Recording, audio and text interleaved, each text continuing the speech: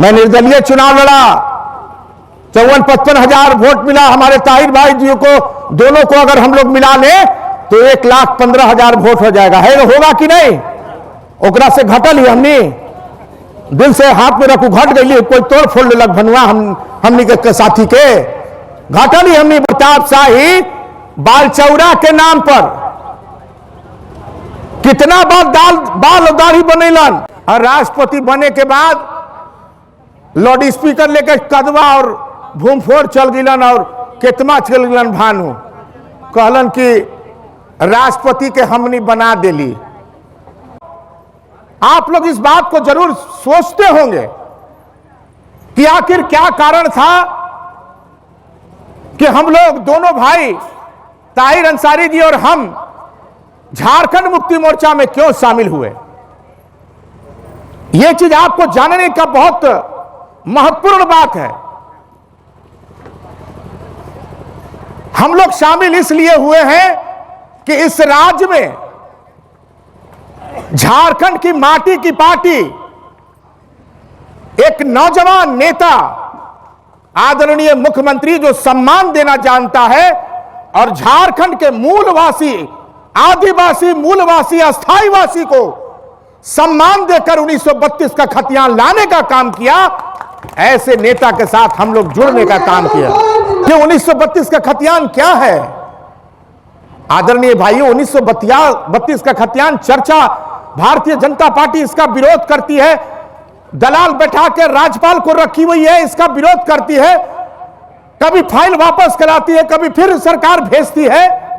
1932 का खतियान यह सम्मान आपको दिलाने का काम करता है कि 1932 से रहने वाले लोग ही झारखंडी हैं और बाहर से आए वाले लोग वो झारखंडी नहीं है। इस बात को कहना चाहते हैं। अभी हमारी सरकार ने, झारखंड मुक्ति मोर्चा के सरकार ने व्यवस्था देने का काम किया है कि जितने भी शिक्षक का अगर बहाली होगा तो उसमें 100 में 100% झारखंड के नौजवान होंगे, झारखंड के शिक्षक होंगे।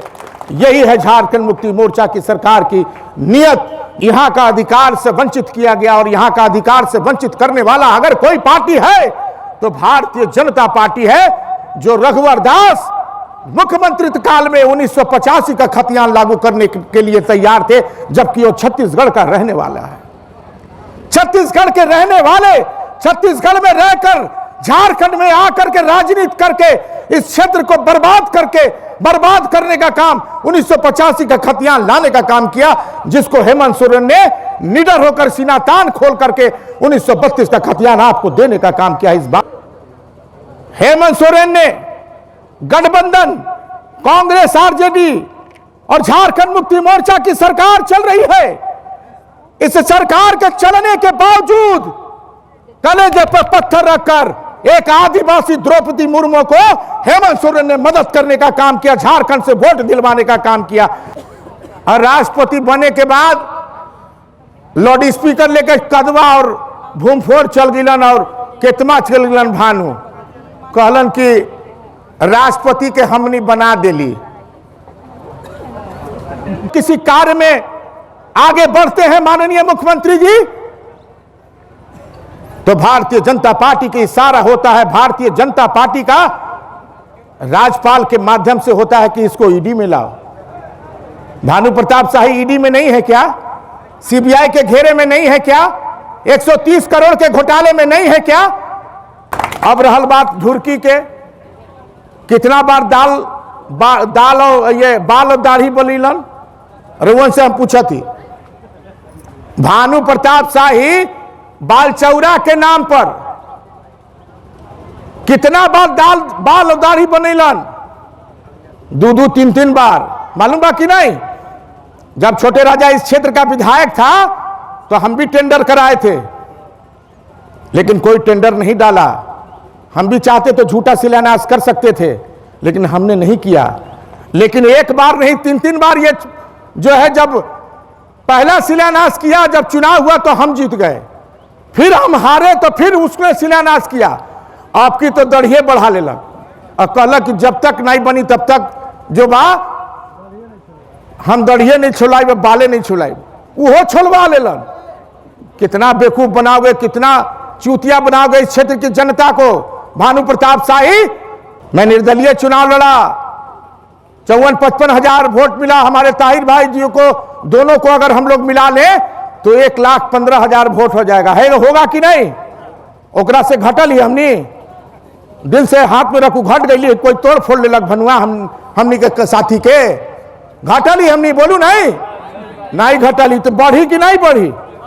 बोले से नहीं बढ़ी। क्षेत्र में कार्यक्रम करना होगा।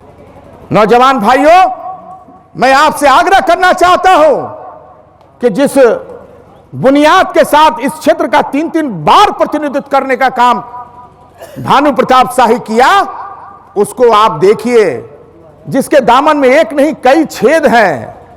एक छेद नहीं है, कई छेद हैं। उग्रवादी का छेद है, घोटाले का छेद है। 130 करोड़ का घोटाला उसने किया है। हिंदुस्तान के सब कोने में संपत्ति उसने अर्जित करने का काम किया है। और जिसके दामन में एक भी दाग नहीं है, उसको जो है भ्रष्टाचारी कहने का काम किया है।